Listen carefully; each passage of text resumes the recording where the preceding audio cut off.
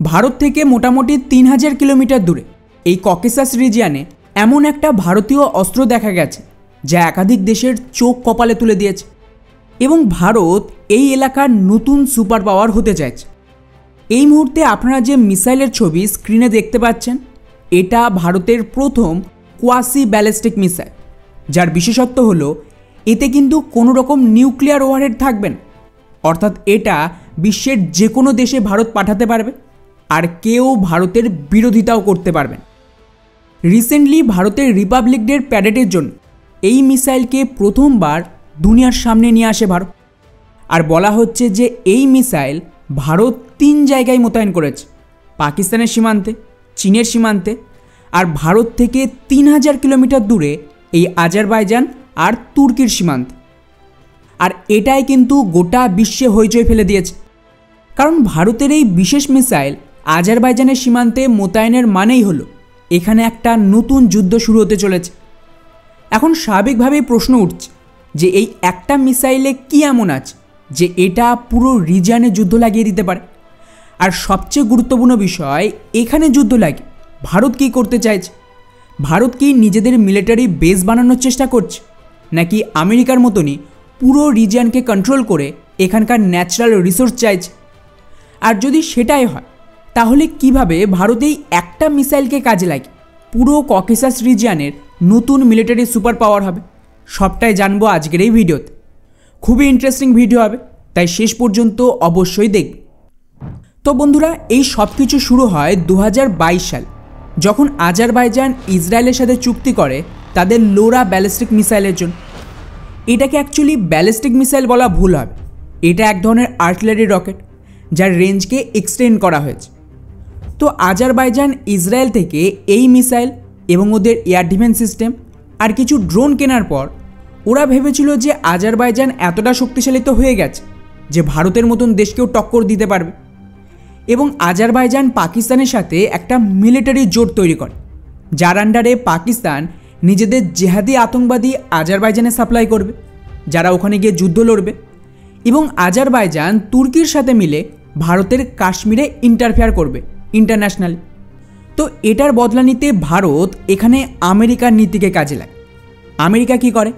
নিজের সমস্ত শত্রু দেশের সাথে সরাসরি লড়াই করেন, ওরা নিজেদের প্রক্সি তৈরি করে এবং তার মাধ্যমে আলাদা আলাদা রিজিয়নকে কন্ট্রোল করে। উদাহরণ হিসেবে ইসরায়েলও কিন্তু আমেরিকার একটা প্রক্সি, আর ইসরায়েলের মদতে ওরা গোটা মিডল ইস্ট কন্ট্রোল করে। সাউথ কোরিয়া, জাপান, এদের মাধ্যমে সাউথ চাইনা সি, এইরকম প্রচুর অপশান রয়েছে। সেমভাবে ভারত আর্মেনিয়াকে কাজে লাগায়। আমাদের সুবিধা হলো আর্মেনিয়ার কাছে আজকের দিনে কোনো সাপোর্ট নেই, রাশিয়া ধোকা দিয়েছে। আমেরিকার মতন বড় দেশও আসবে না সাহায্য করতে, কারণ ওরা আজারবাইজান আর তুর্কির পক্ষে রয়েছে। তো বলতে পারেন যে এখন আর্মেনিয়ার জন্য মরা বাঁচার অবস্থা, ওদের পপুলেশনকে জেনোসাইড করা হচ্ছে, আর ধীরে ধীরে আজারবাইজান ওদের জমিও দখল নিচ্ছে। ব্যাস, এটারই ফায়দা নিয়ে ভারত আর্মেনিয়ার সাথে কিছু চুক্তি করে, এবং এই সমস্ত চুক্তি খুবই গোপন, এর কোনো অফিসিয়াল কনফার্মেশন নেই। কিন্তু রিসেন্টলি যা কিছু হয়েছে সেটা মারাত্মক কিছুর দিকে ইঙ্গিত দিচ্ছে। সবার আগে ভারত আর্মেনিয়াকে পুশ করে যে ওরা আজারবাইজানের সাথে শান্তি সমঝোতা করে নিক, আর যতক্ষণ না ভারত চাইবে ওরা কনফ্লিক্টে জড়াবেন। আর এখানে মনে হয়েছিল যে খুব সম্ভবত আর্মেনিয়া হয়তো হার স্বীকার করে নিয়েছে, বাট না। এরপর খবর আসে যে আর্মেনিয়াকে ভারত খুবই গোপনে এমন কিছু হাতিয়ার দিয়েছে যাতে ওদের ডিফেন্স মজবুত হয়, মানে Akash air defence system, anti drone system, radar, এইসব আর কি। এরপর দ্বিতীয় ধাপে খবর আসে যে ভারত ওদের কিছু অফেন্সিভ হাতিয়ার দিচ্ছে, যেখানে Pinaka rocket launcher, anti tank missile, advance artillery gun system, truck mounted artillery gun, আর তার সাথে কিছু হাই অল্টিটিউড আর্টিলারি, অর্থাৎ ওদের গ্রাউন্ড ফোর্স বেসিক অ্যাটাকের জন্য রেডি। তৃতীয় ধাপে খবর আসে যে ভারত এবার ওদের সুইসাইড ড্রোন, দেশীয় রাইফেল, স্নাইপার এগুলোতে এক্সপোর্ট করছে, তার সাথে আবার কোয়াসি ব্যালিস্টিক মিসাইল প্রলয়কেও রপ্তানি করেছে। আর এটাই সেই ট্রিগার পয়েন্ট ছিল যা আজারবাইজানের খেল খতম করে দেবে, কারণ আজারবাইজানের কাছে যে লোরা মিসাইল রয়েছে সেটা কিন্তু আর্টিলারি রকেট মিসাইল, যা এক ধরনের সাবসনিক মিসাইল, এবং একে ঠেকানো আকাশের মতন এয়ার ডিফেন্স সিস্টেমের জন্য খুব একটা মুশকিল হবে না। এবং এটা হাইলি ম্যানুভারও করতে পারে না, আর না এর স্পিড ব্যালিস্টিক মিসাইলের মতন শেষ মুহূর্তে হাইপারসনিক গতিতে যাবে। এটা তার পুরো ট্র্যাজেক্টরিতে সাবসনিক গতিতেই যাবে, মানে ম্যাক 1-এর থেকেও কম।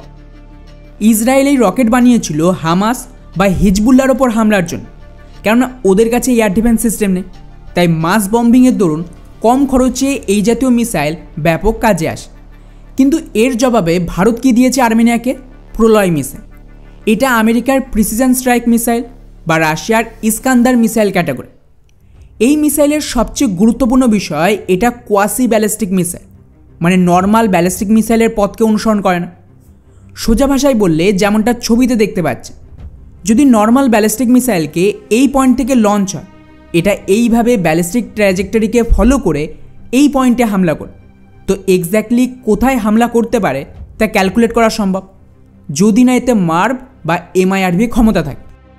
কিন্তু কোয়াসি ব্যালিস্টিক মিসাইলের মুশকিল হচ্ছে, এটা নর্মাল ব্যালিস্টিক মিসাইলের পথকে অনুসরণ করে না, বরং এটা ম্যানুভার করে নিজের পথ পরিবর্তন করতে থাকে।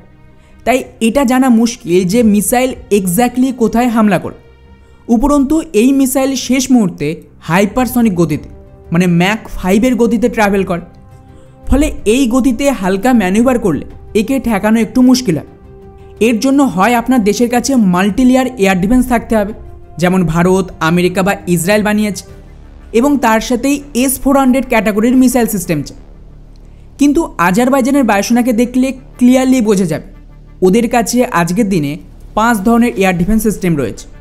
একটা হলো ইগলায়েস, যেটা ম্যান পোর্টেবল সিস্টেম, কোনো কাজের নয়। 2 হলো বাক M1, সেই 70-এর দশকের মিসাইল সিস্টেম, তাও আপগ্রেডেড নয়, যা এগেইন কোনো কাজের নয় এই ধরনের ব্যালিস্টিক মিসাইলের বিরুদ্ধে। 3 হলো S-125 নেভা, যা আরও পুরনো, সেই 60-এর দশকের সোভিয়েত সিস্টেম, এবং এগুলোও মডার্ন ব্যালিস্টিক মিসাইলের বিরুদ্ধে কোনো কাজে লাগবে না। কাজের সিস্টেম রয়েছে 2টো, ব্যারাক 8 আর S-300। ব্যারাক 8-এর যে ভার্সান আজারবাইজানকে এক্সপোর্ট করা হয়েছে সেটা শুরুর ভেরিয়েন্ট, যা কেবলমাত্র ইসরায়েল তৈরি করে। এর সাথে আপনারা ভারত আর ইসরায়েলের তৈরি ব্যারাক 8-কে গুলিয়ে ফেলবেন। এটা mainly fighter jet, drone, subsonic cruise মিসাইলের বিরুদ্ধেই কার্যকর। এর পরবর্তী ভেরিয়েন্ট, যেটা ভারত আর ইসরায়েল মিলে বানিয়েছে, মানে ফার্দার ডেভেলপ করেছে, তাকে ব্যালিস্টিক মিসাইলকে কাউন্টার করার জন্যও বানানো হয়েছে, যা আজারবাইজানের কাছে নেই।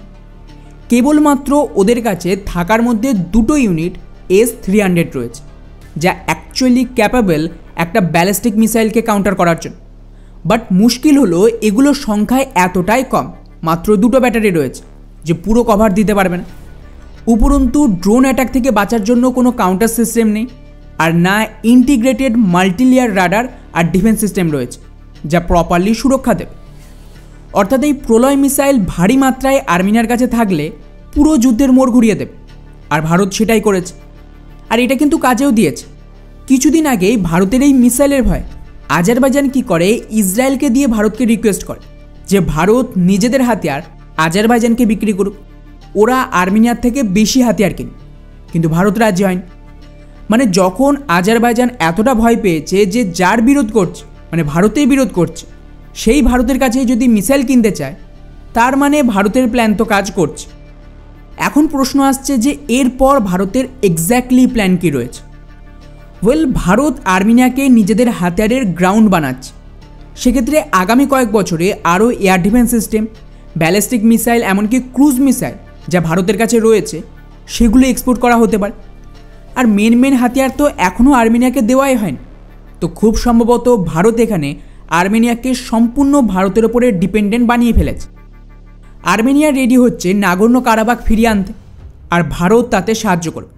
এবং এর বিনিময়ে ভারত খুব সহজেই আর্মেনিয়ায় নিজেদের মিলিটারি বেসও পেয়ে যেতে পারে। আর এর বিরুদ্ধে কিন্তু ইন্টারনালি আর্মেনিয়ার ভেতর কোনো রকম বিরোধ হবে না, আর প্রপার কন্ট্রোল পাওয়া সম্ভব। কারণ ভারতের মিলিটারি বেস আর্মেনিয়ায় থাকার মানেই হলো আর্মেনিয়া পুরো সুরক্ষা পাবে। আর যদি আপনারা একটু আর্মেনিয়ার মিডিয়াকে খেয়াল করেন, তাহলে ওখানে কিন্তু ব্যাপক মাত্রায় প্রো ভারত সেন্টিমেন্ট রয়েছে। স্পেশালি রাশিয়ার তরফ থেকে ধোঁকা দেওয়ার পর থেকে ভারত ছাড়া কোনো গতি নেই, সেটা ওরা জানে। এখন জাস্ট কল্পনা করুন যে যদি ভারত আর্মেনিয়ার মতন এতটা স্ট্র্যাটেজিক্যালি গুরুত্বপূর্ণ এরিয়ায় নিজেদের মিলিটারি অ্যাক্সেস পায় বা কোনো একটা পার্মানেন্ট বেস পায়, এটা ভারতকে কতটা শক্তিশালী করে তুলবে। প্রথমত পাকিস্তান তুর্কি আর আজারবাইজানের সাথে যে জোট করেছিল কাশ্মীরে ইন্টারফেয়ারের জন্য, সেটা বরবাদ হয়ে যাবে। 2, এখানে ভারতের মিলিটারি প্রেজেন্স থাকলে ভারত ওদিকে সেন্ট্রাল এশিয়ার দেশগুলোকেও ইনফ্লুয়েন্স করতে পারে। এতে সুবিধা হলো সেন্ট্রাল এশিয়ার দেশগুলোতে প্রচুর ন্যাচারাল রিসোর্স রয়েছে, তাকেও কন্ট্রোল করা সম্ভব। এবং তার সাথেই যদি ভারত আর্মেনিয়াকে কাজে লাগে আজারবাইজানের ডিমিলিটারাইজ করতে পারে, তবে দুটো ফায়দা হয়। একটা হলো আজারবাইজানের কাছে প্রচুর অয়েল রয়েছে যার কম দামে অ্যাক্সেস পাবে ভারত। আর 2, আজারবাইজানকে ব্যবহার করে ভারতের বিরুদ্ধে যে জেহাদি ন্যারেটিভ তৈরি করা হচ্ছিল সেটাও ধ্বংস হয়ে যাবে। ফলে এই পুরো রিজিয়নে একটা নতুন রাস্তা খুলে যাবে নিজেদের হাতিয়ারের মার্কেটের জন্য। কারণ যত বেশি কনফ্লিক্টে ভারতীয় অস্ত্রের প্রদর্শন হবে, উপরন্তু ভারত আর্মেনিয়াকে ডিরেক্টলি সাপোর্ট দিচ্ছে, এতে অ্যাকচুয়ালি ভারতের হার্ড পাওয়ারকে স্ট্রং হবে। ফলে এই পুরো রিজিয়নে একটা নতুন রাস্তা খুলে যাবে ভারতীয় হাতিয়ার মার্কেটের জন্য। কারণ যত বেশি কনফ্লিক্টে ভারতীয় অস্ত্রের প্রদর্শন হবে, উপরন্তু ভারত আর্মেনিয়াকে সাপোর্ট দেবে, সেটা অ্যাকচুয়ালি ভারতের হার্ড পাওয়ারকে প্রদর্শন করবে, যা বাকি রিজিওনাল দেশগুলিকে পুশ করবে ভারতের সাথে মিলিটারি রিলেশন তৈরি করলে বা ভারতের বিরুদ্ধে একটা জোট তৈরির চেষ্টা করলে কি হতে পারে। তো সব দেশ কিন্তু ভারতের সাথে নিজেদের সম্পর্ক ঠিক রাখার চেষ্টা করবে। সেম কাজ আমেরিকা রাশিয়াও করেছে অতীতে। ফলে ভারত এখানে একটা লং টার্ম প্ল্যানিং করছে এবং ভারতের নজর শুধুমাত্র আর্মেনিয়ায় নয়, বরং এই পুরো রিজিয়নে রয়েছে। কিন্তু এর জন্য ভারতকে ধীরে ধীরে নিজের ক্ষমতা এখানে বাড়াতে হবে এবং আর্মেনিয়া আমাদের সেই তুরুপের তাস।